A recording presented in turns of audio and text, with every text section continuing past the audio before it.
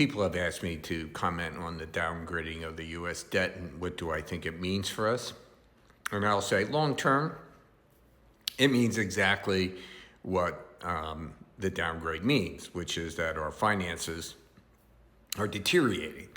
So the question is it deteriorating to a material point where we actually have to pay attention to it? And I would say at this time, the answer is no. The relationship of the dollar as a reserve currency and the dollars that are held as debt around the world is incredibly strong and gives us an incredible position, as I've said many times before, that a lot of things can happen here, let's say, in the next 10 to 15 years.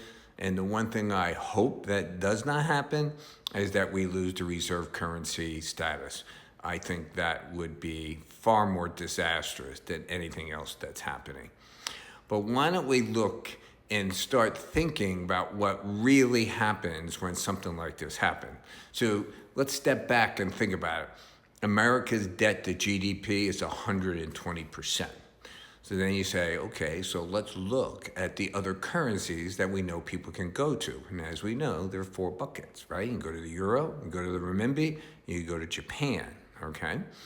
So we know where the European debt is. It's kind of all over the place because they're still separate countries. But even when you add them all up, they're around 90%.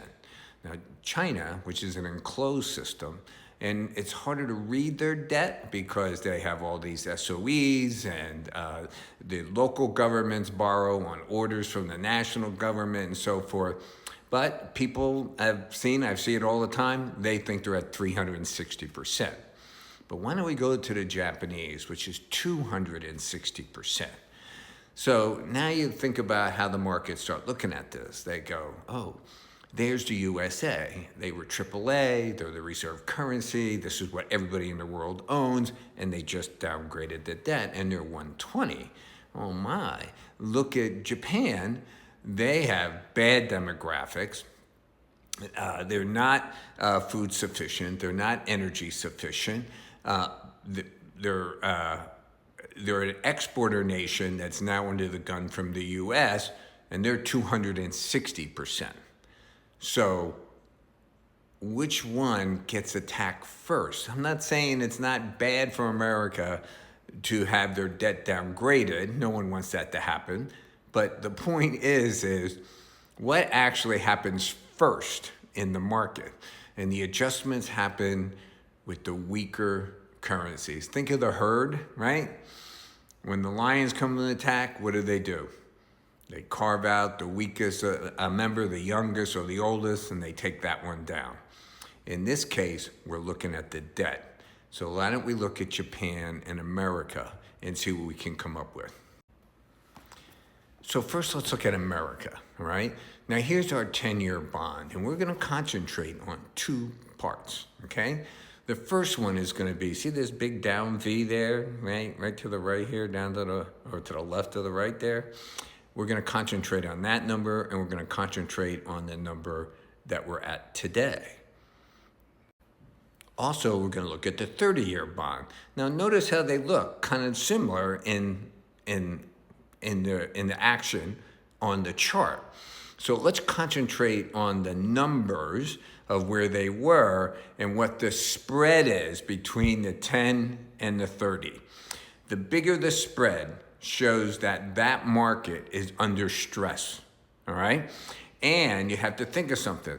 If we're in some kind of inflationary environment, which you can argue about, we're not here to argue about that, the one that'll go, which we've been saying now for the last 4 or 5 videos, is we're really starting to concentrate on the long end. Do we lose control of the long end?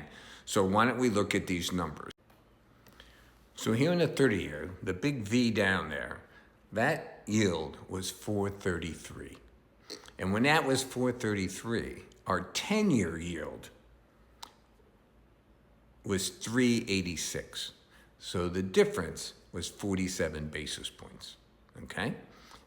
There on that big deep V. Now, as of Friday, the 10-year was 489, and the 30-year was 438, a difference of 51 basis points.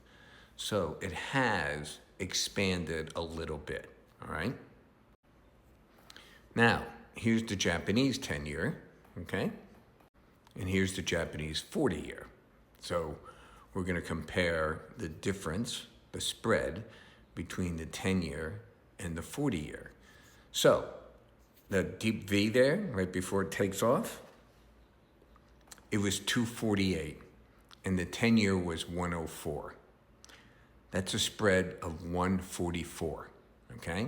So the spread between the 10 and the 40 was 1.44%.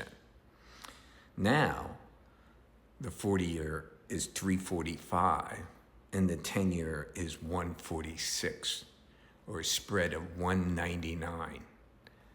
A big move on the spread.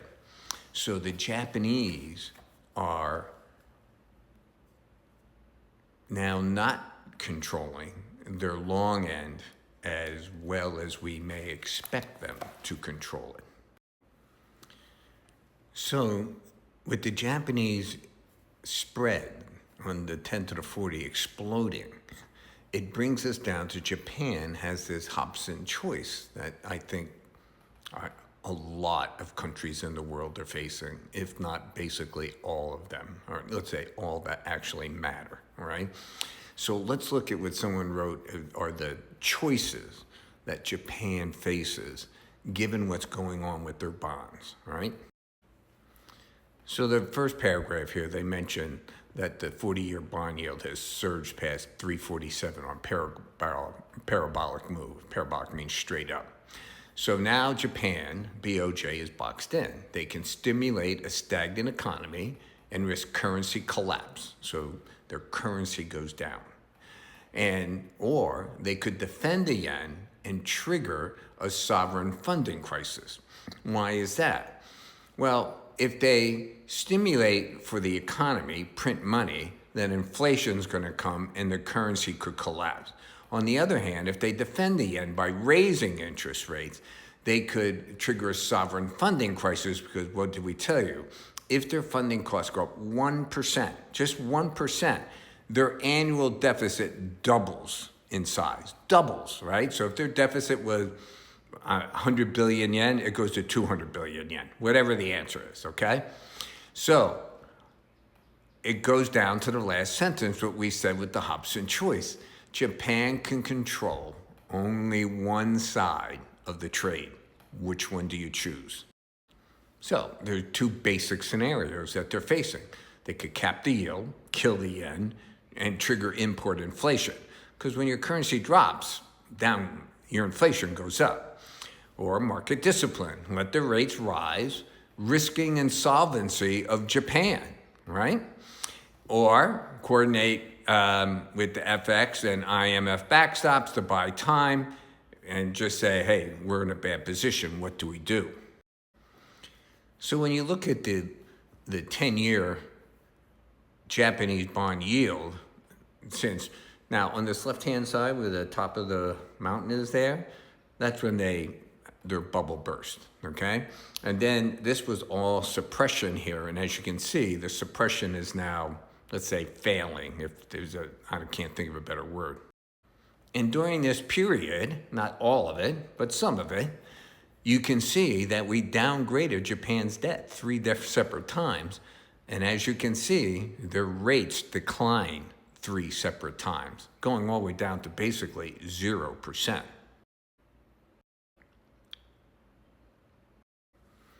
Now, it's been the contention of this channel that the debt, the 260% debt that Japan has been able to incur, remember, people have bought their debt. So, quote unquote, we approved. We approved it because we were participating in the yen carry trade, which means part of that, one leg of that trade is we buy the debt, borrow the money, and take it overseas. So, the international investing world has been part and parcel with Japan in building up this debt. But now the game is over. Does the yen carry trade break? What is Japan going to do? They have choices here. Do they defend the yen or do they defend the bonds? They're the first ones on the chopping block. The United States, because the reserve currency, is last.